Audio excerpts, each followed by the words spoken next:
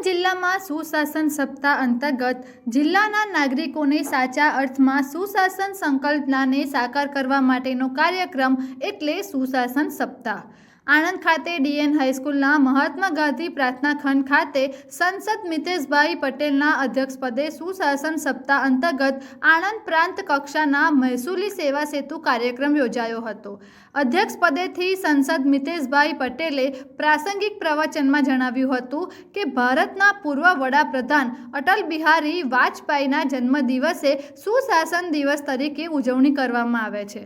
વધુમાં તેમણે ઉમેરતા જણાવ્યું હતું કે સુશાસન એટલે સરકાર સામે ચાલીને નાગરિકોના પ્રશ્નોનું નિરાકરણ કરે તથા યોજનાકીય લાભો આપવામાં આવે તે છે, જે અન્વયે સમગ્ર સપ્તાહ દરમિયાન આણંદ જિલ્લા વહીવટી તંત્ર નાગરિકોને મૂંઝવતા પ્રશ્નોનું સકારાત્મક સમાધાન કરશે।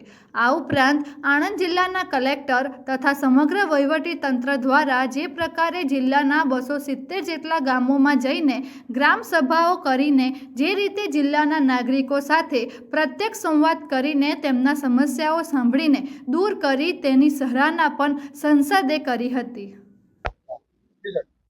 આજ રોજ આણંદ જિલ્લામાં સુશાસન સપ્તાહની ઉજવણીના રૂપે આજથી શરૂઆત થઈ છે। આદરણીય પ્રધાનમંત્રી નરેન્દ્રભાઈ મોદી સાહેબે વાજપેયીજીની 100મી જન્મજયંતિ નિમિત્તે સુશાસન સપ્તાહ પૂરા ભારત દેશમાં ઉજવવાનો એક નિર્ણય લીધો છે। સુશાસન એટલે શું? સુશાસન એટલે સરકાર દરેક ગામમાં જઈ નાગરિકોને જે સગવડ પૂરી પાડવાની હોય સરકાર પોતે જાય છે એ રીતના કામ કરે છે। અને આ દિવસ સુશાસન સપ્તાહમાં દરેક નાગરિકોની જે ફરિયાદ આવે છે એ ફરિયાદોનું નિરાકરણ તત્કાલીન આવે એ રીતના પ્રયત્ન કરવામાં આવે છે। આપણા જિલ્લામાં આણંદ જિલ્લામાં કલેક્ટર શ્રીએ આ રીતે પ્રાંત અધિકારી મામલતદાર શ્રી પોતે પણ અને ચૂંટાયેલા પાંખ પણ ગ્રામ સભાઓમાં જઈ લગભગ 270 ગામની વિઝિટ કરી છે અને જ્યાં જેટલી ફરિયાદો આવી છે એ ફરિયાદોનું નિરાકરણ તત્કાલીન આવે એ રીતના પ્રયત્ન કર્યા છે। આજે આ સુશાસન સપ્તાહમાં મારી સાથે આદરણીય યોગેશભાઈ પટેલ ધારાસભ્ય, આદરણીય અશોકભાઈ પટેલ કલેક્ટર શ્રી અને સૌ વહીવટી સરકારી તંત્ર શ્રી સાથે સુશાસન સપ્તાહની શરૂઆત થઈ છે।